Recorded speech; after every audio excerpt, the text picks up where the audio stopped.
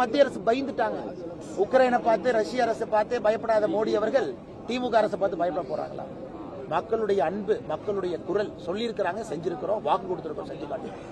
அதனால் யாரு வேண்டுமானாலும் வரலாம், யாரு கழுத்துல வேணாலும் மாலைகள் போடலாம். அதை பத்தி எங்களுக்கு எந்த விதமான ஒரு எண்ணம் கிடையாது. யாருக்கு வேணாலும் நீங்க பண்ணுங்க. நாங்க எப்பொழுதுமே செஞ்சிட்டோம் சொல்றவங்க மோடி ஆட்சி கிடையாது. எதை செய்தாலும் எங்களுடைய கடமையாக, தார்மீக உரிமையாக செய்யணும். அந்த நேரத்தில் இது போல சில தவறுகள் மாநில அரசு செய்தும் கூட அது நம்முடைய கவனத்துக்கு கொண்டு வரப்பட்டால் உடனடியாக சரி செய்து கொடுக்கும். ஆனால் எந்த கட்சி வேணாலும் வரலாம், எந்த கட்சி வேணாலும் பேசலாம். ஆனா பத்திரிகை நண்பர்கள் அரசியலமைப்பு சட்டம் தெரிஞ்சவங்க. MMDR ஆக்ட், மைன்ஸ் ஆக்ட் அதை கொண்டு வந்ததுக்கு அப்புறம் இந்தியால எத்தனை இடத்துல ரத்து பண்ணிருக்காங்கன்னு மட்டும் ஒரே கேள்வி உங்க முன்னாடி வைக்கிறேன். எத்தனை இடத்துல? அதுவும் 22ஆம் தேதி ஜனவரி சந்திச்சு 23ஆம் தேதி 24 மணி நேரத்தில் ரத்து பண்ணி கொண்டு வர வேண்டும் என்றால் இந்தியால எத்தனை இடத்துல நம்ம செஞ்சிருக்கோம். அதனால தமிழக மக்களுக்கு எப்பொழுதும் பாதுகாவலராக மோடி அவர்கள் இருப்பார் என்பதை மறுபடியும் ஒரு முறை ஊர்ஜிதம் செய்யும்.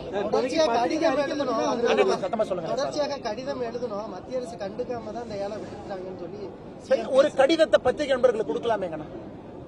நான் முதலமைச்சர்கிட்ட கேட்கறது, ஐயா நாங்க மத்திய அரசுக்கு இதை எதிர்த்து கடிதம் எழுதணும், ஏலத்திற்கு முன்னாடி சொல்றேன். நான் இன்னைக்கு ஒரு படி மேல போய் சொல்றேன்.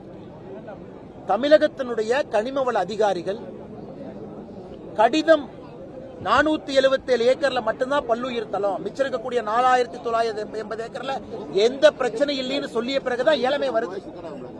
அதன் பிறகு மாநில அரசினுடைய அதிகாரிகள் 7 முறை டெல்லி போய் 7 முறை வேறு வேறு மீட்டிங்ல ஒரு வருஷத்துல பங்கெடுத்திருக்கிறாங்க. ஏப்ரல் மாசத்துல ஏலத்துக்கு கொண்டு வரும்போது யாரும் இந்த பகுதி ஏலத்துக்கு எடுக்கல. அப்போது மத்திய அரசுக்கு ஏலம் வந்தது தெரியும். ஏப்ரல் மாச ஏலத்துல யாரும் எடுக்காதனால ஜூன் மாசத்துல மறுபடியும் இந்த பகுதி ஏலத்துக்கு வருது. ஜூன் மாசத்துல தான் ஏலம் எடுக்கிறாங்க. அப்ப ஏப்ரல் ஏலம் வந்த பிறகு தெரியாது உங்களுக்கு. அப்ப எதுக்கு IAS ஆபீசர் இங்க இருக்கிறாங்க, எதுக்கு தலைமைச் செயலாளர் இங்க இருக்கிறாங்க? சொல்லிட்டு தானே செய்யறாங்க. அதனால் மத்திய அரசு இதை முழுமையாக இதை கொண்டு வந்ததே மாநில அரசு சரி என்று சொன்ன பிறகுதான். இன்னைக்கு முதலமைச்சர் நாங்க கடிதம் தயவு செஞ்சு ஒரு கடிதத்தை காட்டுங்க. ஏலம் விடுவதற்கு முன்பு நீங்க எழுதிய கடிதத்தை வெள்ளை அறிக்கை ஏங்கன்னா இவ்வளவு ரிலீஸ் பண்றவங்க வேங்கை வயல்ல எப்பவோ யாரோ ஆடியோ பேசினாங்களாமா, அந்த ஆடியோவை இன்னைக்கு ரிலீஸ் பண்றேன்னு சொல்றவங்க, கதை திரைக்கதை வசனம் எழுதுறவங்க, மத்திய அரசு கடிதம் எழுதியிருந்தா ஏன் அந்த கடிதத்தை வெளியிடல? ஆனால் முதலமைச்சர் அவர்கள் உண்மையாலும் வெள்ளாளப்பட்டி வந்து உண்மையை பேசியிருக்காருன்னு நினைச்சாருன்னா வெள்ளை அறிக்கை கொடுக்கணும், கடிதத்தை வெளியிடணும். அதன் பிறகு மக்கள் முடிவு செய்யட்டும். நீ எழுதினாத்தானே, கடிதமே எழுதலையே, எழுதினாத்தானே வெளியிடுவீங்க. அதனால் முதலமைச்சர் அவர்கள் பொய் சொல்லக்கூடாது என்பது என்னுடைய தாழ்மையான வேண்டுகோள். தவறு நடந்திருந்தால் தவறு நடந்திருக்கு, அடுத்த முறை சரி செய்யணும் முதலமைச்சர் சொல்லு. பச்சை பொய்யை இந்த மண்ணில வந்து விவசாய மக்கள்கிட்ட சொல்லிட்டு போனா மக்கள் நாளைக்கு எந்த அரசியல்வாதி நம்ப மாட்டாங்க.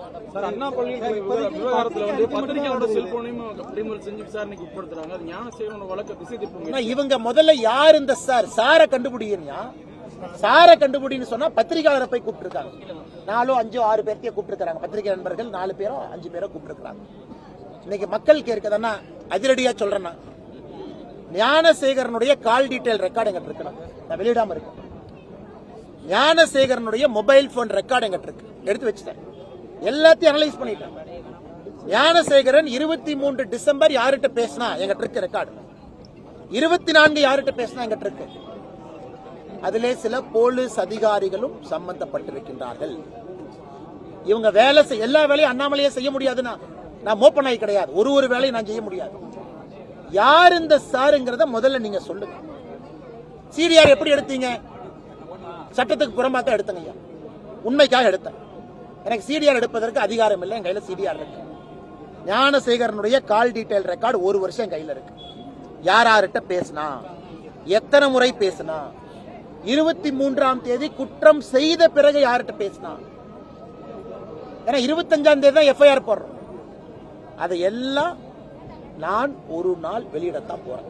நான் வெளியிடத்தான் போறேன், பொறுமை காட்டுகின்றேன். நீ அந்த வேலையை செய்யறான்னு நான் பாக்குறேன். SIT அந்த வேலையை செய்தா, நீங்க அந்த வேலை இந்த மாதிரி நீங்க அப்படியே ஒரு பத்திரிகை நண்பர்களை இழுத்தெடுத்து அவங்க செல்போன் பத்திரிகை நண்பர்கள்னா நான் எப்படி சிடிஆர் வாங்கணும் அது மாதிரி தான் நீங்களும் எஃப்ஐஆர் வாங்கினீங்க. அப்படித்தான், அது உங்களுடைய தர்மம். என் தர்மம். ஏன்னா ஆளுங்கட்சி நீங்க இல்ல, அதிகாரம் உங்க கையில் இல்ல. ஒரு பத்திரிகை நண்பர்களுக்கு எஃப்ஐஆர் எப்படி கிடைக்கும்? அது லீக் ஆன எஃப்ஐஆர் சுத்தி சுத்தி பத்திரிகை நண்பர்களுக்கு வரும். அப்பதான் பத்திரிகை நண்பர்கள் செய்தி போட முடியும்.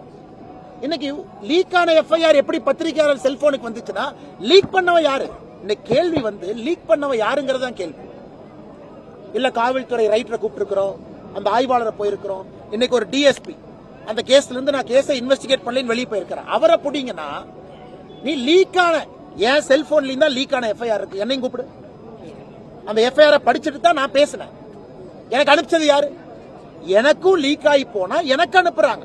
அதை பார்த்து தான் பொது வாழ்க்கையில் இருக்கக்கூடிய நீங்களோ நானோ அதை பார்த்து தாங்க பேச முடியும். எஃப்ஐஆர் படிக்காம நான் பத்திரிகையாளர் சந்திப்பு நடத்த முடியுமா? அதனால் மறுபடியும் இந்த எஸ்ஐடி அதிகாரிகள் மாநில அரசுக்கு வேண்டுகோள் வைக்கிறேன். இப்படித்தான் நீங்க இன்வெஸ்டிகேட் பண்ணணும்னு நினைச்சீங்கன்னா எனக்கும் சிடிஆர் வெளியிட தெரியும், எனக்கும் வெளியிட தெரியும். தமிழ்நாட்டு மக்களுக்கு 23ஆம் தேதி அந்த குற்ற செயல் செய்த பிறகு அவ யார்கிட்ட பேசினா சொல்லுவோம். 24ஆம் தேதி யார்கிட்ட பேசினா எஃப்ஐஆர் ஏன் டிலே ஆச்சு? அதன் பிறகு அவனோடு சம்பந்தப்பட்ட திமுக காரங்க யாரு எனக்கும் சொல்ல தெரியும். ஆனா நீங்க வேலை செஞ்சு யார் அந்த சார புடிங்க. காவல்துறை வேலையை நானும், காவல்துறை வேலையை பத்திரிகை நண்பர்களும் செய்யும். அதனால பத்திரிகை நண்பர்களை அழைத்து அவங்கள மிரட்டி செல்போனை கொடுத்துட்டு போ, நீ டெலீட் பண்ணியிருந்தா கூட நான் சாப்ட்வேர்ல போட்டு டெலீட் பண்ணதெல்லாம் எடுப்பேன். ஆனா பத்திரிகையாளர் உள்ள செல்போன்ல லீக்கான எஃப்ஐஆர் இருந்தா உங்க வேலையை நீங்க சரியா செஞ்சிருக்கீங்கன்னு அர்த்தம். நான் பாராட்டுறேன்.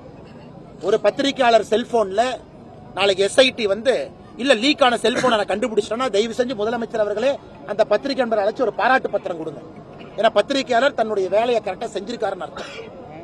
பத்திரிகையாளர் செல்போன்ல அது இல்லைன்னா தான் பத்திரிகையாளர் தன் வேலையை சரியாக செய்யவில்லை அர்த்தம். எப்படி நியூஸ் கொடுப்பீங்க வெளியே? ஆளுங்கட்சி எல்லாத்தையும் அறக்குறீங்க. நியூஸ் கொடுக்க கூடாது, வெளியே பேசினா கைது பண்ணுவேன், எஃப்ஐஆர் போடுவேன். எஃப்ஐஆர் லீக் பண்ணது ஒரு பத்திரிகையாளர். பிரச்சனை லீக் ஆனது யாருன்னு தான் கேட்கணும். அதே லீக்கான எஃப்ஐஆர் எனக்கு வந்துச்சு, நான் யாருக்கு அனுப்பல, படிச்சுட்டு பத்திரிகையாளர் சந்திப்பு நடத்தினேன். எப்படியாவது லீக் பண்ணீங்க, ஏன் இவ்வளவு விரசமா எழுதி இருக்கிறீங்க, ஏன் விக்டிம் ஷேமிங் பண்றீங்க, எனக்கு வராம எப்படி சொல்லுவேன்? அதனால இந்த கேஸ் இதெல்லாம் விட்டுட்டு எப்படி உங்களுக்கு வந்துச்சுன்னு கேட்கறது வெக்கக்கேடு. அதனால இந்த விஷயத்துல பத்திரிகையாளர்களோடு முழுமையாக நாங்கள் இருக்கின்றோம். ஏதாவது ஒரு பத்திரிகையாளரை ஹராஸ் பண்ணாங்கன்னா பாரதிய ஜனதா கட்சியினுடைய எங்க அட்வொகேட் உங்களுக்கு ஆஜராவாங்க, கட்சி சார்பு இல்லாம. சுப்ரீம் கோர்ட்டுக்கு நீங்க போனீங்கன்னா அந்த செலவையும் பாரதிய ஜனதா கட்சி ஒரு நீங்க யாரா வேணாலும் இருங்க, உங்களுக்கு எந்த சித்தாந்தம் வேண்டுமானாலும் இருக்கட்டும், நீங்க ஆளும் கட்சி எதிர்கட்சி, ஆனா பத்திரிகையாளர் என்கின்ற ஒரே வார்த்தைக்காக உங்களுக்கு லீகல் சப்போர்ட்டை நாங்க பண்றோம். எப்படி உங்களை பிடிச்சி உள்ள போடுவாங்கன்னு பாருங்க. அதனால நீங்க அடுத்த கேள்விக்கு ஆனா சிடிஆர் எப்ப வெளியிடுவீங்கன்னு கேட்பீங்க. வெளியிடத்தான் போறேன். நான் சிடிஆர் செக் பண்றேன், வந்தவங்க சரியா கரெக்டான நம்பரா. அதனால என் கையில சிடிஆர் இருக்கு. ஒருவேளை எஸ்ஐடி அந்த வேலையை செய்யலினா நான் சிடிஆரை வெளியிட வேண்டிய கட்டாயம் எனக்கு நிச்சயமா இருக்கு. நான் செய்யத்தான் போறேன். நானும் பொறுமையா காத்திருக்கேன். அந்த பொண்ணுக்கு நியாயம் கிடைக்குமான்னு பார்த்துட்டு இருக்கேன். அதெல்லாம் விட்டுட்டு கேஸை டைவர்ட் பண்ணி எங்கெங்கயோ கொண்டு போயிட்டு இருக்கிறாங்க. கேஸ் லாஜிக்கல் எண்டுக்கே போல, சைட்ல எங்கேயோ வண்டி ஓடிட்டு இருக்கு. அதனால் முதலமைச்சர் அவர்களுக்கு மறுபடியும் ஒரு முறை சொல்றேன், அண்ணா யூனிவர்சிட்டிக்கு போகாத முதலமைச்சர் வல்லாளப்பட்டிக்கு வந்த பொழுதே தெரிஞ்சது எங்கே அரசியல் இருக்கிறது என்பதை முழுமையாக நான் புரிந்து கொண்டேன். மக்கள் ஆர்ப்பாட்டம் நடத்தும் பொழுது வல்லாளப்பட்டிக்கு வராத முதலமைச்சர், 18 கிலோமீட்டர் 1 லட்சம் பேர் நடந்த பொழுது வராத முதலமைச்சர், எல்லாம் முடிஞ்சு அவசரமாக குடியரசு தினம் காலையில கொடியேற்றிட்டு அவசரமா ஓடி வர்றாரு. ஏன்? அவரை முந்தி யாரும் வந்துடக்கூடாது, நாம வர வேண்டும் என்று. அம்பலக்கார ஐயாவுக்கு அரசியலுக்கு சம்பந்தம் இல்ல. எது நீ கேள்வி கேட்கறா நான் சொல்றேன், ஐயா நீ தப்பா நினைச்ச கூடாது. அதிலே வேகம் காட்டிய முதலமைச்சர் அண்ணா பல்கலைக்கழக வழக்கில் ஏன் வேகம் காட்ட மாட்டீங்க? இது முழுசா உங்க ஸ்டேட், உங்க வழக்கு, நீங்க தான் சிஎம். இதுல அந்த வேகத்தை காட்டுங்களேன். கட்சி விட்டு ஞானசேகரன் இன்னும் சஸ்பெண்ட் பண்ணல. அதனால தயவு செஞ்சு இந்த மீடியா ட்ரையல், மீடியா ஹராஸ்மெண்ட் பண்ணாதீங்க என்பதை தாழ்மையோடு மறுபடியும் கேட்டுக்கிறேன்.